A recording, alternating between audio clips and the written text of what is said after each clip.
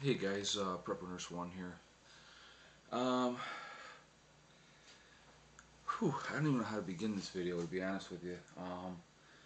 The title of this video is going to be called I Want to Kick Autism's Ass. And I, uh, I don't even really know how to start. I've really debated whether to make this video or not, but I pretty much share everything with you guys. And so I wanted to do this video.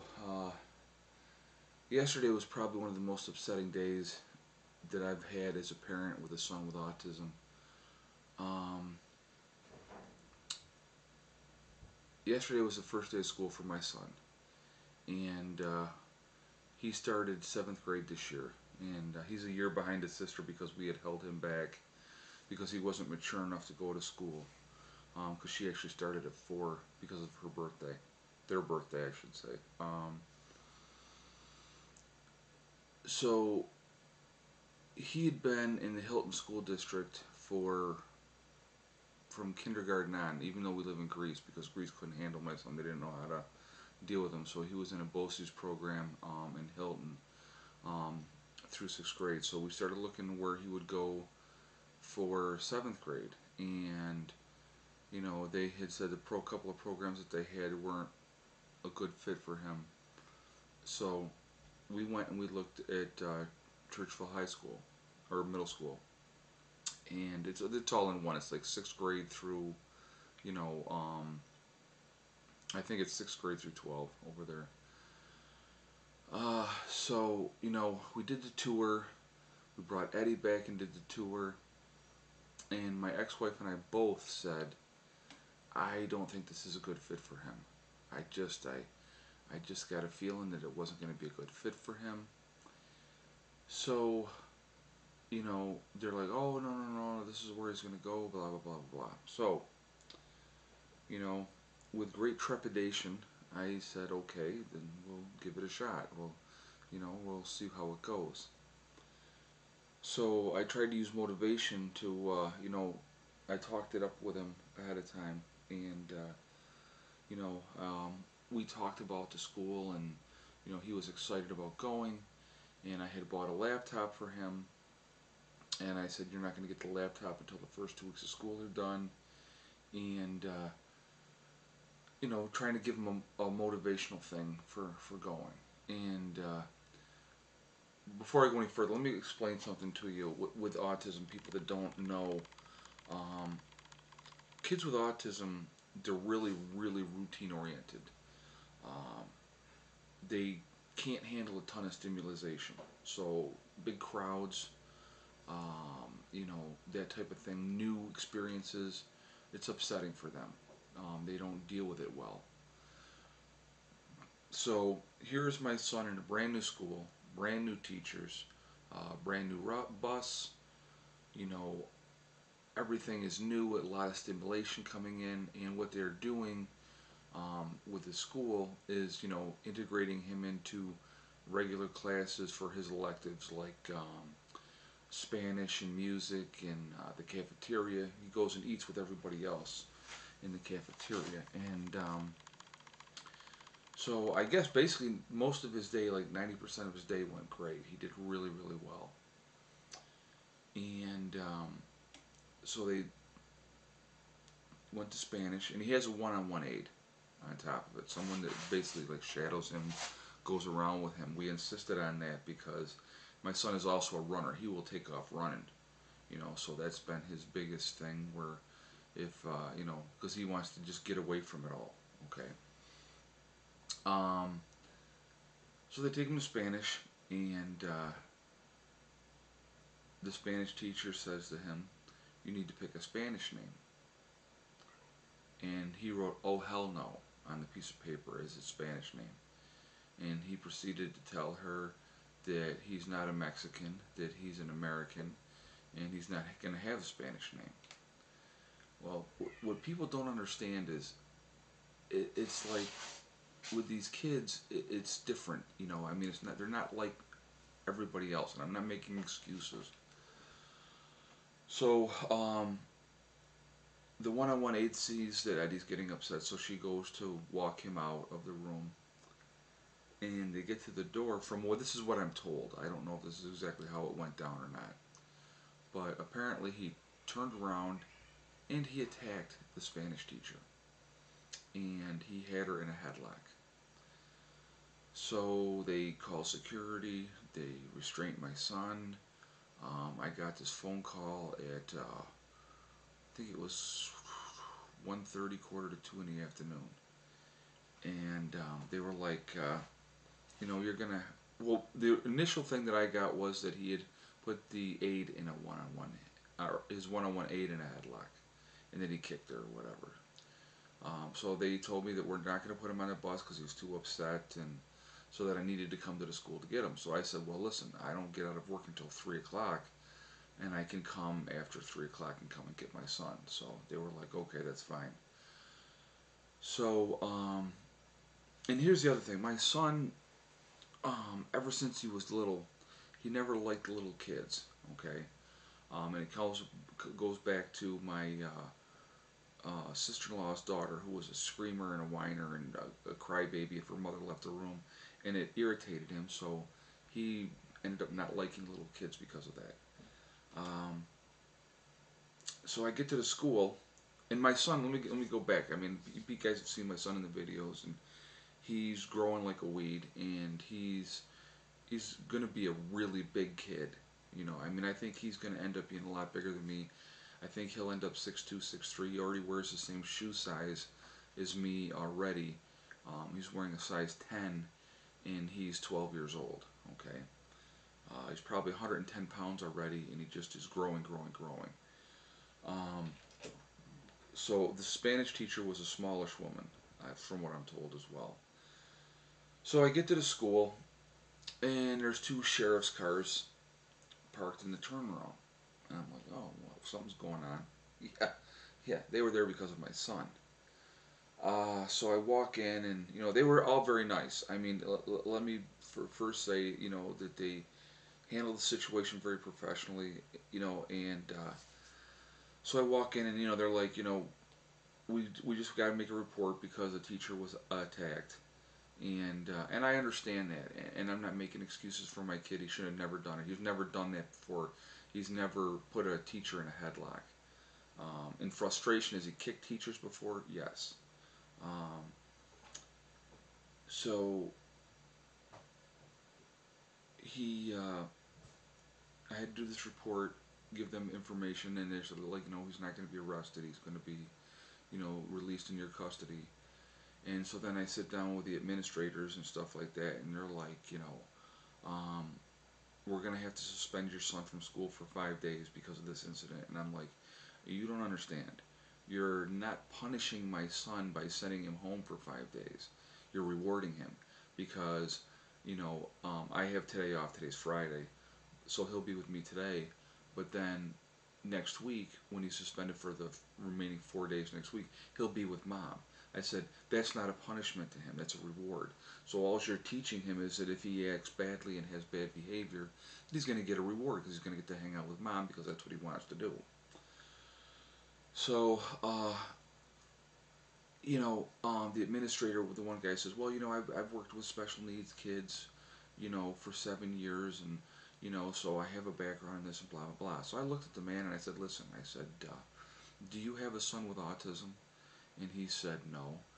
And I said, then you have no idea. Um,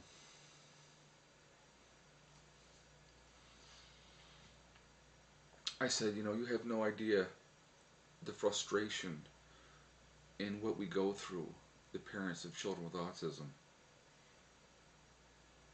I love my son with my whole heart, and I will take care of my son as long as I'm alive. What happens then? You know, um, what happens to my boy then? When I'm gone. It's the divorce rate with parents with autism is 95%. 95%. You know, um,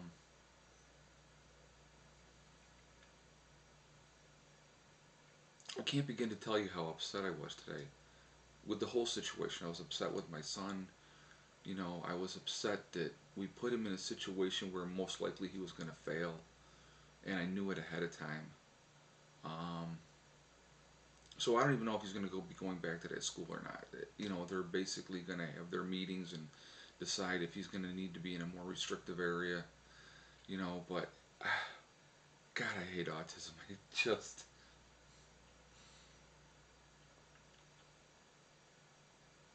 it's very, very difficult, and you know, and it's more and more prevalent. I mean, when my son was born, it was 1 in 168 kids, and I think now it's down to 1 in 68.